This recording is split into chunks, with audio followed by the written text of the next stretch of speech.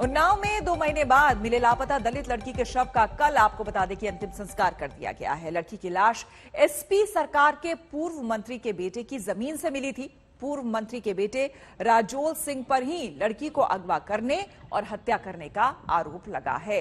पूर्व मंत्री के बेटे पर यह आरोप है। हालांकि इस पूरे मामले में जब अखिलेश यादव से पूछा गया तो उन्होंने कहा कि मंत्री के बेटे का समाजवादी पार्टी से कोई भी लेना देना नहीं है। आपको बता दें कि लापरवाही के आरोप में इंस्पेक्टर को सस्पेंड कर दिया गया है। इस पूरे मामले में देखिए यही वो जगह है जहां पर पूर्व मंत्री के बेटे की ये जमीन थी और गड्ढे के अंदर से लड़की के शव को निकाला गया है। पोस्टमार्टम रिपोर्ट सामने आने के बाद काफी कुछ सामने आया। किस तरह से चोट के निशान पाए गए हैं, तमाम तरह की खबर हमने आपको कल बताई थी। और अब आपको बता दें गर्दन दबाने की वजह से मौत हुई है। देखिए 3 डॉक्टरों की टीम ने जांच की, जिसके बाद बताया गया है कि गर्दन को दबाया गया है। शव की गर्दन की हड्डी भी टूटी हुई थी, यानी कि इस लड़की के साथ खूब मारपीट भी हुई है। और उसके बाद सिर पर चोटों के 2 निशान पाए गए हैं। गर्दन की हड्डी टूटी हुई थी, सिर पर चोट के 2 निशान थे, शव पर मारपीट के कई निशान पाए गए हैं। तो पहले दिन से देखा जा रहा है कि उन्हें समाजवादी पार्टी ने ही ऐसे तत्व राज्य मंत्री का दर्जा प्राप्त किए थे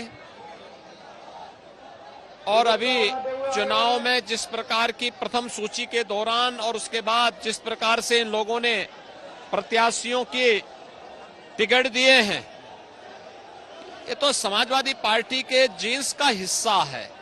अपराध, पेशेवर माफिया और अपराधियों को संरक्षण देना,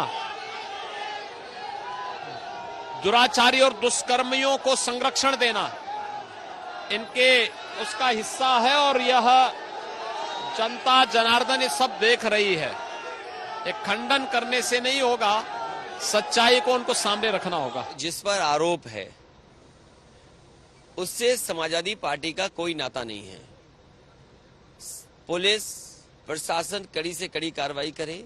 और जहां तक जो समाजवादी पार्टी में वो 4 साल पहले मर चुके हैं, 4 साल पहले उनका देहांत हो चुका है। उनके जिन पे आरोप है बेटे पर, वो पार्टी के किसी भी संगठन में किसी भी पद पर और कोई सदस्य पार्टी के नहीं है।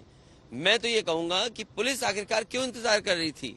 जिस समय एफआईआर दर्ज हुई और एफआईआर दर्ज जब हुई और कार्रवाई आज की, क्या पुलिस सोती रही? आखिर उत्तर प्रदेश की पुलिस कानून व्यवस्था को बेहतर करेगी कि नहीं करेगी?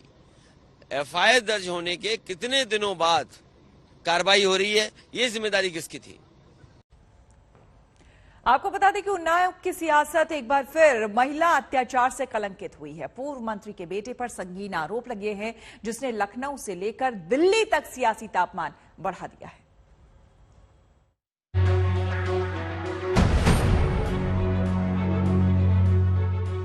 उन्नाव की जमीन एक बार फिर महिला पर दरिंदगी से कलंकित हुई। दरोगा जी को फोन किया, प्रेम नारायण दीक्षित को फोन नहीं उठाया, स्विच ऑफ कर लिया फोन। खाकी एक बार फिर धब्बों से मैली हुई। दबाव रहा है, बहुत पैसा का रहा। हमारे दामाद का अस्पताल में तलाशी ली ना सी। 4 फीट का ये गड्ढा पूरे सिस्टम पर सवाल खड़े कर रहा है। मां जिस बेटी को 2 महीने से गांव के कोने कोने में तलाश रही थी, वो इस गड्ढे में दबी पड़ी थी, लाश बनकर। आश्रम के नाम पर खड़ी एक रईसजादे की 3 मंजिला कोठी का पिछवाड़ा एक दलित की बेटी की कब्र बन गई। समाजवादी पार्टी में मंत्री रहे स्वर्गीय फतेह बहादुर सिंह के बेटे राजौल सिंह पर संगीन आरोप लगे हैं। परिवार का आरोप है कि उनकी बेटी को 2 महीने तक बंधक बनाया, फिर उसकी हत्या कर दी। हम पहले प्रेम नारायण दीक्षित को लेके आए थे, पूरा आश्रम खोल के दिखा दिया। ये कोठी जो 3 मंजिल की नहीं दिखाई। कहने लगे इससे कोई मतलब नहीं है, ये इस पे चल रहा मुकदमा और इसी में मेरी लड़की बंद थी। हमने दरोगा जी को फोन किया, प्रेम नारायण दीक्षित को फोन नहीं उठाया, स्विच ऑफ कर लिया फोन। अगर ये आ जाते मेरे साथ में तो मेरी लड़की जिंदा मिल जाती। 2 महीने से परिवार इंसाफ के लिए दर दर ठोकरें खा रहा था। 8 दिसंबर को बेटी की गुमशुदगी की रिपोर्ट लिखाई, लेकिन परिवार का आरोप है कि बिना पैसों के पुलिस काम करने को तैयार नहीं थी। बेटी की तलाश करती मां को जब पुलिस से कोई उम्मीद नहीं मिली तो वो 24 जनवरी को समाजवादी पार्टी अध्यक्ष अखिलेश यादव से गुहार लगाने लखनऊ पहुंच गई। उसे उम्मीद थी कि अखिलेश यादव के दबाव से उसकी बेटी उसे वापस मिल जाएगी। जहां मां ने आत्महत्या की कोशिश भी की, मामले ने तूल पकड़ा तो पुलिस ने आरोपी राजोल सिंह को गिरफ्तार तो कर लिया, लेकिन लड़की की तलाश में उसकी कोई दिलचस्पी नहीं दिखी। पुलिस वालों ने आपकी सुनी नहीं, दरोगा ने आपकी सुनी? सुनने के हो ना, दरोगा तो बदल ही करा के चला गया जब बिटिया फंसी गई, फंसा देने। आपको लग रहा है कि दबाव में कार्रवाई की, कोई इसीलिए कार्रवाई नहीं कर रहे थे? हाँ, दबाव रहा है, बहुत पैसा का आज हमारे दामाद के अस्पताल में तलाशी ली नहासी। परिवार का आरोप है कि उनकी बेटी को समाजवादी पार्टी में मंत्री रहे स्वर्गीय फतेह बहादुर सिंह के बेटे राजौल सिंह ने उन्नाव के एक आश्रम में 2 महीने तक बंधक बनाकर रखा था। इसी आश्रम के बाहर दीवार के पास उसका शव मिला है। परिवार ने कई बार आश्रम खुलवाने की गुहार लगाई। पैसे और ताकत के आगे इंसाफ पौना साबित हुआ। पुलिस इंसाफ के नाम पर परिवार से पैसे ऐंठती रही। हमारी लड़की की लाश दिव्यानंद आश्रम में मिली है और उस समय जब दिव्यानंद आश्रम में लड़की हमारी कैद थी तब प्रेमनाथ दीक्षित दरोगा थे यहाँ, उन्होंने दरवाजा नहीं खुलवाया था। उन्हीं का हाथ है प्रेमनाथ दीक्षित ने और राजौल सिंह ने मिलकर हमारी लड़की को मरवा दिया है। 3 डॉक्टरों की टीम ने युवती का पोस्टमार्टम किया है। पोस्टमार्टम रिपोर्ट में लड़की की मौत की वजह गर्दन दबने से बताई गई है। शव की गर्दन की हड्डी भी टूटी हुई है। शव के सिर पर चोट के 2 निशान हैं। पोस्टमार्टम रिपोर्ट के मुताबिक लड़की के साथ मारपीट भी की गई थी। कुछ भी नहीं बदला इस शहर में, बस चेहरे बदले, नाम बदले, ना पुलिस का रवैया बदला, ना ही महिलाओं के साथ हो रही दरिंदगी का सिलसिला। ये वही उन्नाव है जो पिछली बार बीजेपी विधायक कुलदीप सिंह सेंगर की दरिंदगी से कलंकित हुआ था। इस बार आरोपों के घेरे में समाजवादी पार्टी के नेता का परिवार है। पुलिस उस वक्त भी इंसाफ के साथ खड़ी नहीं हुई। पुलिस इस बार भी सवालों के घेरे में है। अब बस लापरवाही के नाम पर सस्पेंड का खेल शुरू हो गया है। इसमें जो भी देरी हुई है और जो इसके दोषी पुलिस अधिकारी कर्मचारी थे उनके विरुद्ध प्रारंभिक जांच चल रही है। पुलिस अधीक्षक उन्नाव द्वारा कोतवाली के थाना प्रभारी को इसी बात पे निलंबित कर दिया गया है और इसमें आगे भी विभागीय कार्रवाई में जो भी दोषी पाया जाएगा उसके खिलाफ दंडात्मक कार्रवाई की जाएगी। एक बार फिर यूपी में खाकी पर धब्बे लगे हैं। आखिर कब तक सिस्टम का शिकार होंगी बेटियां? आखिर कब तक परिवार इंसाफ के लिए गुहार लगाता रहेगा? आखिर कब तक ताकतवर लोग कानून को ठेका दिखाएंगे?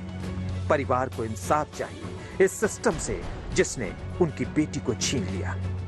उन्नाव से विशाल सिंह चौहान, रंजय सिंह और अभिषेक मिश्रा के साथ आज तक ब्यूरो। गोवा में 14 फरवरी को मतदान है। यहां भी इस बार जबरदस्त चुनाव प्रचार देखने को मिल रहा है। दिल्ली के सीएम अरविंद केजरीवाल खास तौर पर अपनी पार्टी के लिए गोवा के चुनाव प्रचार में सक्रिय हैं। हमारी सहयोगी श्वेता सिंह ने अरविंद केजरीवाल से खास बातचीत की। गोवा में इस समय हम मौजूद हैं। गोवा ही वो राज्य है जहां पर जब अरविंद केजरीवाल ने दिल्ली के बाहर कदम रखने का प्रयास किया था तो सबसे पहले गोवा के ही चर्चे होते थे। अरविंद जी, बहुत स्वागत है आपका। शुक्रिया, थैंक यू। 2 साल की दिल्ली शासन के बाद और अब 7 साल के बाद क्या लोग आपको अलग तरीके से परख रहे हैं? हाँ, फर्क तो है क्योंकि 2 साल में जब हम आए थे 2 साल के बाद तो कुछ काम किया था दिल्ली में, उतना ज्यादा नहीं था।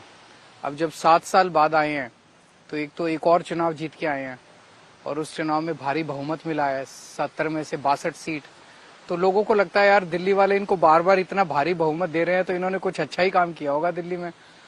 और दूसरा, दिल्ली के जो काम है उनके चर्चे काफी हुए हैं।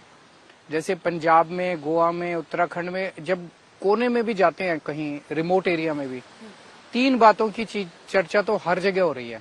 जी, आपने दिल्ली में स्कूल बहुत अच्छे कर दिए, यहाँ भी कर देना। आपने दिल्ली में अस्पताल बहुत अच्छे कर दिए, यहाँ भी कर देना। आपने दिल्ली में बिजली 24 घंटे कर दी, फ्री कर दी, यहाँ भी कर देना।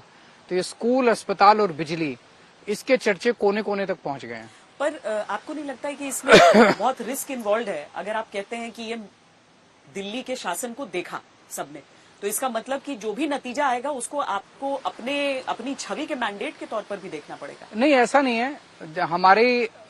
हमारे को लेके देश भर में आज एक इज्जत से लोग देखते हैं आम आदमी पार्टी को प्यार करते हैं, लेकिन संगठन कमजोर है हमारा।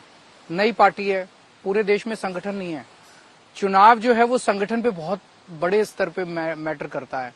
तो जो भी आएगा नतीजा, वो सर माथे पे जनता जो भी नतीजा देगी, हमारा प्रयास जारी रहेगा। पर गोवा को लेकर आश्वस्त कितने हैं? आपने मुख्यमंत्री का चेहरा 3 राज्यों में दे दिया, कितने आश्वस्त हैं उस नाम के ऐलान? मुझे लगता है कि अच्छा रिजल्ट आना चाहिए। मैं अभी भी आ रहा हूँ, 3 रैलीज करके लौट रहा हूँ, और मतलब जो क्राउड का बिहेवियर है, ऐसा मैंने नॉर्मली गोवा के अंदर इस तरह का वो देखा नहीं है, इस तरह का रिस्पांस क्राउड का। तो बहुत अच्छा रिस्पांस है। हमने बड़ी मेहनत की है, ईमानदारी के साथ हम गोवा के लोगों को यही कह रहे हैं, भाई एक अच्छी सरकार देंगे, ईमानदार सरकार देंगे, तो अच्छा रिजल्ट होना चाहिए। पर यहाँ तो नतीजे के बाद विधायक भी चले जाते हैं उधर, तो गोवा तो बड़ा डिफिकल्ट राज्य है छोटा होने के बावजूद। डेफिनेटली डिफिकल्ट भी है, बहुत करप्शन भी बहुत ज्यादा है, बहुत ज्यादा करप्शन है यहाँ पे गोवा में। पैसे की कमी नहीं है गोवा सरकार में। It is one of the richest governments in the country. आज तक HD, सबसे तेज, सबसे ज्यादा।